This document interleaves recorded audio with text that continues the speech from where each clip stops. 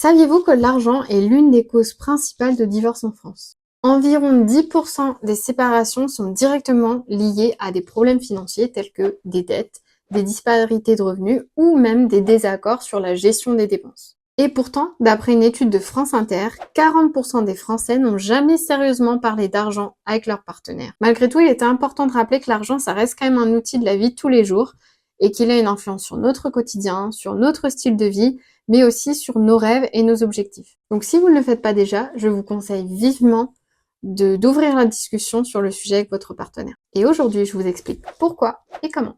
Bonjour à tous et je vous souhaite la bienvenue sur Édition Self-Made. C'est une chaîne pour les entrepreneurs en devenir ou toute personne qui est intéressée par la liberté financière. De mon côté, je m'appelle Laura et comme vous l'aurez compris, aujourd'hui, on va parler d'argent dans le couple. Déjà, pourquoi parler d'argent est essentiel dans un couple? Pour ma part, je suis avec mon partenaire depuis 2016 et on a commencé à parler d'argent très rapidement dans la relation. Je crois que c'était 4 ou 5 mois après s'être mis ensemble. Eh bien, je vous garantis que ça simplifie pas mal la vie, surtout quand on devient sérieux et qu'on commence à vouloir se projeter sur un avenir commun. Ça évite pas mal de tensions, pas mal d'incertitudes, donc quand il s'agit du pourquoi, je peux déjà vous donner quelques raisons. Raison numéro 1, renforcer la confiance mutuelle et se comprendre. Alors, il faut savoir que chaque individu va développer un rapport unique qu'ils ont avec l'argent. Ça va être basé sur leurs expériences, leur éducation et leurs valeurs personnelles. Et ce sont souvent ces différences-là qui vont créer ces malentendus, ces frustrations ou encore de mauvaises surprises au sein du couple, surtout si on n'en parle pas. Alors, en parlant ouvertement de vos revenus, votre épargne, vos dettes, etc. ensemble, vous allez avoir une meilleure compréhension de vos rapports à l'argent respectifs et de comment vous le gérez chacun. Et c'est cette transparence qui va renforcer votre confiance mutuelle, mais aussi prévenir des tensions potentiellement liées à des attentes financières qui n'auraient pas été exprimées. Attention par contre, l'idée c'est pas du tout de contrôler ou surveiller votre partenaire et inversement. On cherche juste à créer un climat où tout est sur la table et on a toutes les infos pour pouvoir créer des objectifs de vie commune. Ce qui m'amène au deuxième point, deuxième raison, qui est d'aligner les objectifs de vie. Parler d'argent, au final, c'est pas simplement parler de chiffres, ça va être aussi parler d'objectifs communs, de vision d'une vie commune et de là où vous voulez emmener votre couple. Par exemple, est-ce que vous voulez acheter une maison, voyager régulièrement, préparer votre retraite, avoir des enfants, atteindre une forme de liberté financière? Et c'est souvent quand on commence à parler de ça avec son partenaire qu'on va découvrir des écarts dans les visions respectives de chacun sur ce qu'ils imaginent pour le couple. Par exemple, l'un d'entre vous pourrait avoir envie d'acheter une maison et l'autre aimerait plutôt faire un tour du monde ou voyager très régulièrement. Donc sans communication, ce genre de différence dans vos visions respectives va vite créer des tensions au sein du couple ou des frustrations, voire vous envoyer directement dans le mur. En revanche, avec des discussions plus ouvertes et la définition d'objectifs communs que vous avez vus ensemble, c'est généralement possible de trouver des compromis.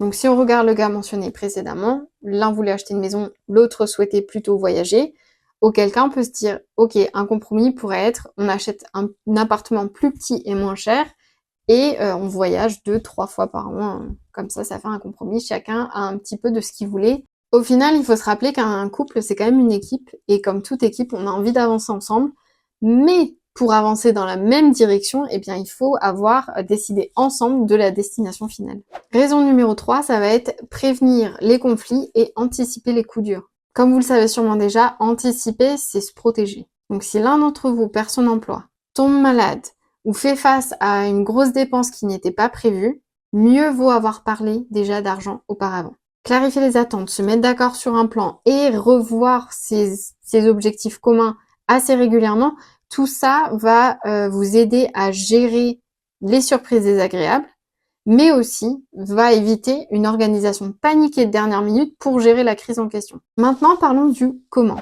Comment aborder le sujet avec votre partenaire?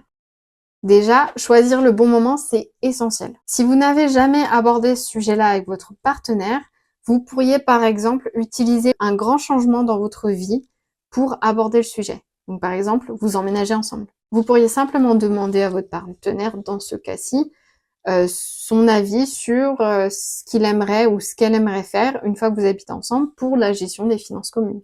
Ça peut être une première étape pour engager la discussion sur les finances. Parmi les autres exemples de bons moments, vous avez notamment, lorsque vous vous fiancez, la discussion sur le fait de savoir si vous voulez des enfants ou pas. l'achat d'une résidence principale, un déménagement ou un changement de travail, ou simplement si par exemple vous faisiez vos comptes avec votre partenaire à la fin du mois sur les dépenses du mois qui vient de terminer. En revanche, évitez d'aborder le sujet si vous venez de vous disputer ou si vous traversez un moment stressant ou un drame. Meilleur cas de figure, vous êtes tranquillement avec une petite tasse de café ou un thé, avec des petits gâteaux, en train de papoter de tout et de rien avec votre partenaire, sans distraction, pas de téléphone, pas d'amis, de famille aux alentours, juste vous deux, un petit moment intime où vous papotez tranquillement. Une fois que vous avez trouvé ce bon moment-là, il est super important d'apporter le sujet en douceur, surtout si vous pensez que votre partenaire peut potentiellement être un petit peu moins réceptif à discuter de tout ça. Donc si vous savez que votre partenaire n'est pas forcément super chaud à l'idée parce c'est un sujet tabou ou quoi que ce soit, évitez viens on s'asseoir, on va regarder nos comptes ensemble. Non. Au contraire, apportez plutôt l'idée ou suggérez le fait d'aborder la discussion dans le futur. Simplement de commencer à en parler, mais pas d'en parler tout de suite. Vous suggérez l'idée que plus tard, potentiellement, vous aimeriez en parler. Par exemple, vous pourriez dire quelque chose comme et j'ai vu cette vidéo sur YouTube, il y a une personne qui parlait de parler d'argent au sein du couple, et j'ai trouvé ça super important. Et vu qu'on n'en a jamais parlé, je me suis demandé si tu serais OP ou intéressé à l'idée qu'on en parle à un moment donné. Point numéro 3, soyez honnête et ouvert d'esprit. Si votre partenaire est réceptif ou réceptive, n'hésitez pas à ce moment-là à proposer de vous asseoir à une date ultérieure pour parler de tout ça. Comme ça, vous avez le temps de vous préparer et par exemple, vous pouvez dire à la personne, bon bah moi de mon côté, je vais apporter ça, ça, ça, ça, ça et ça. Si tu as envie de faire la même chose, ça pourrait nous aider à mettre toutes les cartes sur table et voir où on en est pour créer nos objectifs communs plus facilement. Donc idéalement, il faudrait vous mettre dans une position où, dans le meilleur des cas, vous parleriez de revenus, d'épargne, de dettes, d'objectifs ou de façon de gérer votre argent, les problématiques que vous pourriez avoir éventuellement à gérer votre argent, etc. Mais dans tous les cas, ne mettez pas la pression. Une fois que vous êtes assis ensemble et que vous commencez à aborder le sujet, assurez-vous d'écouter sans juger. Il faut se rappeler que chaque personne a une histoire différente avec l'argent. Elle est basée sur ses peurs, ses modèles familiaux, son éducation, ses croyances. Donc l'objectif, c'est pas que tout soit parfait dès le début, parce que souvent ça sera pas le cas, mais simplement d'essayer de vous comprendre l'un l'autre et de construire un terrain d'entente. Si vous rencontrez un petit peu de résistance, par contre, soyez patient. Parce que vous regardez cette vidéo, donc vous avez déjà potentiellement cet intérêt envers l'argent, et c'est peut-être pas le cas de votre partenaire par contre. Donc pour eux, c'est peut-être un sujet très tabou, et plus on leur met la pression, et moins ils ont envie d'en parler. Donc l'idéal, ça va être de normaliser petit à petit la discussion autour de l'argent. Donc ça peut très bien se faire du jour au lendemain si votre moitié est complètement ouverte à la discussion, ou alors ça peut prendre plusieurs semaines, voire plusieurs mois, selon la personne qui est devant vous. Ensuite, au fur et à mesure, on va essayer de créer un système qui va nous ressembler. Donc rappelez-vous, dans le cas idéal, on va vouloir avoir tout sur la table, les revenus, les épargnes, les investissements, les dettes, etc., les projets, tout sur la table, comme ça nous permet d'avoir une discussion en ayant toutes les cartes en main. Donc l'objectif, ça va être d'avoir une compréhension de base sur la situation de chacun des partenaires. Et grâce à ça, vous allez pouvoir définir vos objectifs communs et commencer à en parler. Et une fois que vous avez discuté de vos objectifs communs, c'est là où vous commencez à penser à la stratégie pour atteindre ces objectifs communs-là. Alors, si vous commencez de zéro, le plus simple, c'est d'établir un budget commun, surtout si vous habitez ensemble. Ça va vous aider à visualiser où vous en êtes actuellement, comment ça se passe chaque mois, etc. Et ça va être un petit test aussi déjà pour voir comment vous arrivez à gérer vos finances à deux. Pour faciliter tout ça, je vous conseille de faire des petites réunions mensuelles. C'est-à-dire qu'une fois par mois, vous allez vous asseoir ensemble pendant une petite heure, voire moins, pour faire un point sur vos finances à deux. Vous allez notamment parler de vos petites victoires, de vos challenges ou vos préoccupations, de faire un point général sur le mois qui vient de se passer dans les différentes catégories de dépenses, et trouver des solutions à deux pour résoudre ça.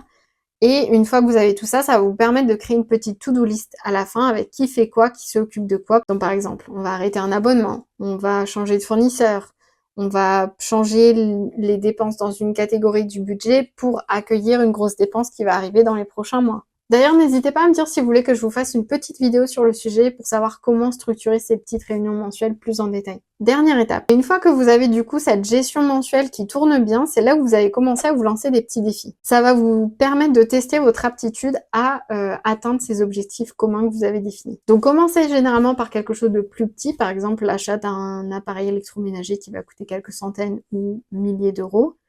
Ensuite, passer peut-être à des vacances qui vont coûter quelques milliers d'euros. Ensuite, passer peut-être à la préparation de l'apport pour une maison ou quoi que ce soit selon vos projets de vie, bien entendu. Et bien sûr, ajouter tout ça à vos petits points mensuels. Comme ça, vous pouvez savoir où vous en êtes sur votre projet, rectifier le tir si ça va pas et trouver des solutions pour potentiellement accélérer ou ralentir ou ajuster en fonction de la situation. Pour terminer, voici quelques recommandations sur comment gérer ses finances selon mon expérience, mais aussi quelques experts. Premier point, c'est de considérer d'avoir un compte joint, surtout si vous habitez ensemble, et des comptes séparés personnels. Cette approche est, à mon humble avis, la formule idéale. En gros, vous avez un compte commun où vous mettez chacun un montant tous les mois. Donc ça peut être soit 50-50% si vous avez des revenus qui sont à peu près similaires. Par contre, s'il y a des disparités de revenus, vous pouvez du coup dire chacun de nous met 40% de notre salaire dans ce compte commun. Et ça va être ce compte commun-là qui va du coup payer toutes les factures, les courses, les sorties, tout ce qui va être relatif à la gestion commune de votre relation. Et à côté de ça, chacun d'entre vous a aussi ses comptes personnels, par exemple pour se faire plaisir, pour ses petits investissements personnels, ou alors si par exemple vous voulez acheter un cadeau à votre partenaire sans qu'il le sache, etc. Personnellement, c'est la méthode que j'utilise avec mon partenaire depuis quelques années et c'est la plus simple de tout ce qu'on a essayé. Avant d'habiter ensemble, on essayait d'alterner entre qui paye quoi, comme ça permettait un coup c'était l'un, un coup c'était l'autre, et c'était à peu près équitable. Mais une fois qu'on a commencé à habiter ensemble, du coup, on a gardé cette même méthode qu'on avait d'alterner les dépenses. Seulement, à la fin du mois, on faisait nos comptes et on régularisait pour l'un ou pour l'autre, selon qui avait dépensé le plus pour qu'il y ait 50-50 au niveau des dépenses. Et depuis 2021, on a créé notre compte joint et toutes nos dépenses communes partent de ce compte-là. On a chacun une carte et dès qu'on sort pour faire des courses ou quoi que ce soit, même si l'autre n'est pas là, on prend sur le compte commun si on sait que c'est pour notre vie à deux. Et à côté de ça, on a chacun nos comptes personnels pour nos dépenses personnelles, se faire plaisir, etc. Et ça roule au top du top. Pour l'avoir testé pendant plus de 4 ans, je vous le recommande vraiment. C'est une méthode qui offre à la fois de l'autonomie et de la collaboration, et ça simplifie vraiment la vie d'un point de vue de gestion des finances communes.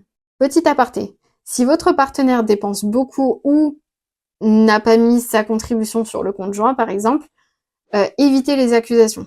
Il n'y a rien de tel pour braquer quelqu'un et potentiellement empirer et aggraver la situation. Donc si vous remarquez quelque chose qui ne s'aligne pas avec vos objectifs communs, parlez-en ouvertement, demandez simplement si tout va bien, s'il y a besoin d'aide, est-ce que la personne a potentiellement prévu une solution pour rectifier le tir, est-ce qu'elle a besoin d'aide pour trouver une solution, et potentiellement résoudre le souci comme ça.